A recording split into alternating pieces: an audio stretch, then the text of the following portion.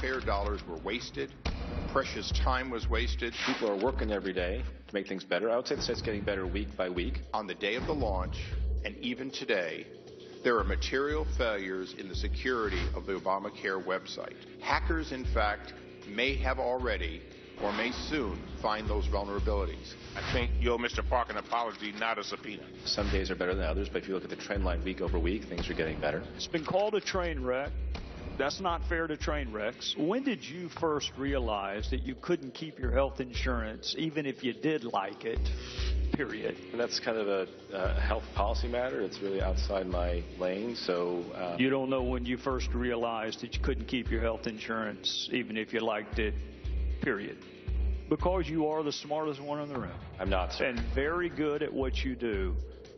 Where in the heck were you for the first 184 weeks? Mr. Gowdy, you're right on that they should have had the A-team on this, and some of the people here today clearly were there for the train wreck. Nobody in this room, nobody in this country believes that Republicans want to fix the website. You guys knew there were going to be problems. You hadn't done end-to-end testing. Why didn't you delay this? That's not my decision to make. And Republican Congressman Trey Gowdy joins us. Of course, he is on that committee. So what did you learn today? Not much. 5 minutes isn't long to unlock the mysteries of the universe. I still can't tell you why they went on October the 1st, because that's certainly not the law. That's an artificial date that Kathleen Sebelius picked. We weren't ready to go on October the 1st. We spent over $500 million.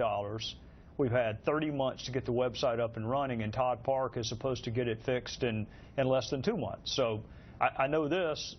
I'm not convinced about the security. And all of that's just accessing the website. Once you get on the website, if the enrollment numbers are right, 2/3 of the people who window shop decided to go somewhere else. Well, you know, it's interesting today. There's a conference call that Secretary Sebelius had with everybody in the media who wanted to sign on, and she was talking about the numbers, and the numbers are worse than anyone had ever thought they could be. But she said repeatedly, not just once, repeatedly, she says the marketplace is working, people are enrolling. She seemed quite content, and she added that she expects enrollment to grow. You and I were both in the courtroom a lot. I think some folks, if you repeat something to yourself enough, you begin to believe it. She would be the only person in the Western Hemisphere that thinks this is working, if she really believes that. Of course, her job is on the line. This is her legacy, if you believe in legacies. But it's not working, and actually, in a roundabout way, the best thing she has going for her right now is the fact that people can't get on the website. That was one of the promises. The other promise about being at lower premiums, better coverage, people are going to also find out that they were misled and deceived when it comes to that. You talked about the fact that she keeps repeating that the marketplace is working, people enrolling. The president kept repeating. We had 26. We stopped counting at 26, where we had him on tape saying you keep your insurance if you like, you can keep it. Others said that they found more, and there probably may have been more. But he kept repeating that, too. And we played the soundbite where he knew people were going to lose in 2010. Yeah, there's a difference between negligently misstating a fact as you perceive it and intentionally deceiving your listener because you want to obtain an advantage. And I'd like to believe that he didn't know it was untrue as it is when he said it. So they just didn't understand. You prefer to think that he just didn't understand his own legislation? I would like to think that the leader of the free world would not mislead people solely to win an election. But I'm also not naive enough to believe that. How comfortable do you have then? Let's assume you're right. How comfortable are you with the fact that if he didn't mislead, he didn't understand his own signature legislation and what was going to happen to so many people? All the more reason not to have a piece of legislation this large, and all the more reason not to make transformative changes in our culture on a purely political vote. Not a single Republican supported this. So what's going to happen now? What's realistically going to happen? There's a bill this week with Congressman Upton. Right, and the Senate's going to be in a dilemma as to whether or not they want to take it up. A lot of these Democrat senators that are up for re-election are going to push Reid to take it up. In the past, he's not shown an inclination to take up House bills. It's going to be the dominant issue in 2014. But I don't even understand. Even if Congressman Upton's bill is taken up, I don't know how you can force insurance companies to reinstate policies they've already canceled.